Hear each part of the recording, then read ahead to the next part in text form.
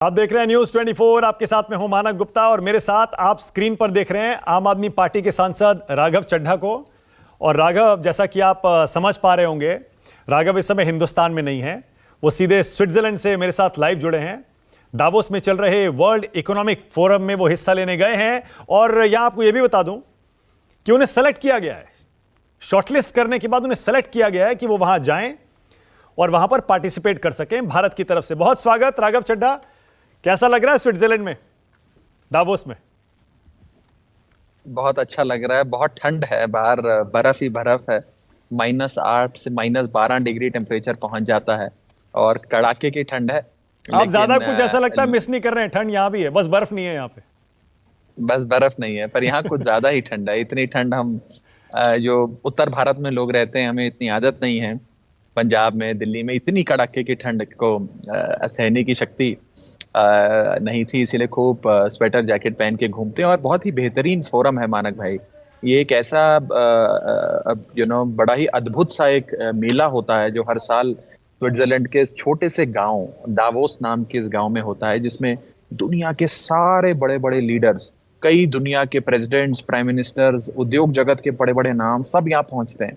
और सबसे सुंदर बात यह है कि इस बार भारत की जो प्रेजेंस है वो बहुत अच्छी है। कई राज्य सरकारें यहाँ आई हैं, भारत सरकार आए हैं, कई मंत्री, कई उद्योगपति, भारत के कई कॉर्पोरेट्स बड़े बड़े यहाँ आए हैं। तो आज भारत की एक प्रेजेंस अवश्य वर्ल्ड इकोनॉमिक फोरम पे नजर आ रही है। और क्या क्या देखा अभी तक आपने? कौन कौन से सेशंस में हिस्सा लिया, किस किस के भाषण सुने? क्योंकि देखिए, जो इकोनॉमी के लोग हैं वो तो समझ जाते हैं कि वर्ल्ड इकोनॉमिक फोरम में क्या क्या होता है। हम जैसे पत्रकार या फिर आम लोग नहीं समझ पाते। उनको ये आज भी पूछते हैं, ये वर्ल्ड इकोनॉमिक फोरम करता क्या है? देखिए क्या होता है कि हर जनवरी में जब कड़ाके की ठंड होती है, बर्फ होती है, तो जैसा कि मैंने कहा, इस गांव में इन बड़े बड़े लोगों को निमंत्रण देके बुलाया जाता है। और दो प्रकार की चीजें होती हैं। एक होते हैं सेशंस, जिसके अंदर इन लोगों से सवाल जवाब होते हैं, जैसे आप इंटरव्यूज करते हैं तो बड़े बड़े लोगों को अपनी बात रखने का मौका मिलता है। जैसे कल ही मैंने यूरोपियन यूनियन के जो राष्ट्रपति हैं उनका भाषण सुना।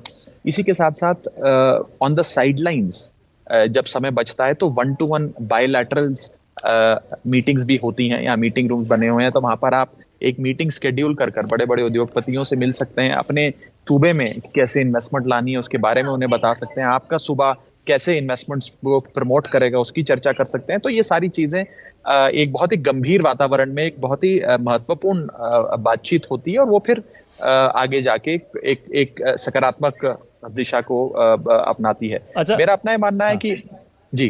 अच्छा, हर साल जब ये होता है दावोस में वर्ल्ड इकोनॉमिक फोरम, तो उसी जहां वेन्यू है उसके ठीक बाहर प्रोटेस्ट भी होते हैं। तो इस बार भी हुए थे क्या प्रोटेस्ट? देखा आपने वो? नहीं, इस बार तो कोई प्रोटेस्ट नहीं था। आई थिंक जब एक बार आज से कई साल पहले जब उस समय के अमेरिका के राष्ट्रपति डोनाल्ड ट्रंप आए थे, उस दिन शायद थोड़ा बहुत हल्ला गुल्ला था बाहर। लेकिन आज तो बिल्कुल बहुत ही शांतिपूर्वक तरीके से हो रहा है, शांतिपूर्ण वातावरण है और सब मिलते हैं हर देश के। मैं आपको बताना चाहूंगा कि यहाँ पे 120 से ज्यादा नेशनैलिटीज के लोग आते हैं, पहुंचते हैं, बड़े बड़े देशों के लोग आते हैं और बहुत ही सकारात्मक बहस होती है। और खास तौर पे यहाँ जैसा कि मैंने कहा, सत्या नडेला से लेकर भारत के कई उद्योग जगत के जो भारतीय मूल के लोग हैं, उनको सुनने के लिए बड़ी दिलचस्पी लोगों में है कि उनसे बात करी जाए। जैसे आज ही यहाँ सत्या नडेला का एक सेशन था जिसमें वो अपनी बातें रख रहे थे और वो ओवर सब्सक्राइब था, वहाँ लाइन लगी हुई थी अंदर जाने के लिए, उनकी बात को सुनने के लिए। आपने हमेशा सोचा होगा कि ये वर्ल्ड इकोनॉमिक फोरम क्या होता है, क्योंकि जब ये होता है जनवरी के आखिर में, तब दुनिया भर में इसकी चर्चा होती है, क्योंकि दुनिया भर के बड़े बड़े नेता, बड़े बड़े इंडस्ट्रियलिस्ट, पत्रकार, सेलिब्रिटीज सब जाते हैं वहां पर, क्योंकि वो फोरम ही ऐसा है, वहां पर आइडियाज एक्सचेंज करें और आगे की पॉलिसी बनाए। इसका पर्पस जो इस फोरम का यही है। तो जो इमेज आपके जहन में थी वर्ल्ड इकोनॉमिक फोरम की पहले, क्या वो अभी भी वही है वहां जाने के बाद, या वो कुछ टूटा है उसमें से?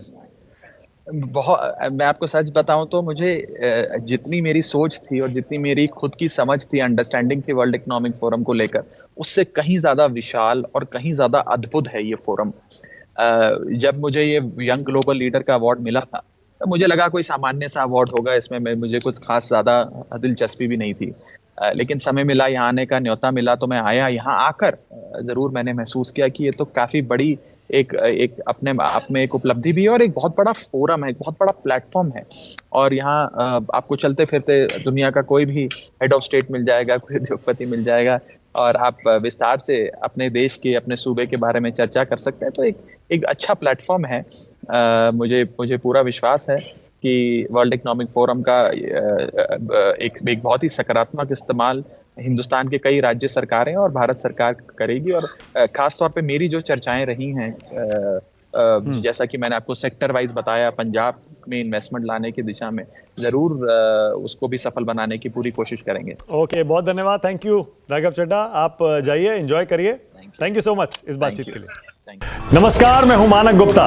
अगर आपको हमारा ये वीडियो पसंद आया हो तो इसे लाइक और शेयर जरूर करें, और हाँ, हमें सब्सक्राइब और फॉलो करना ना भूलें ताकि आप देश और दुनिया की कोई खबर मिस ना करें।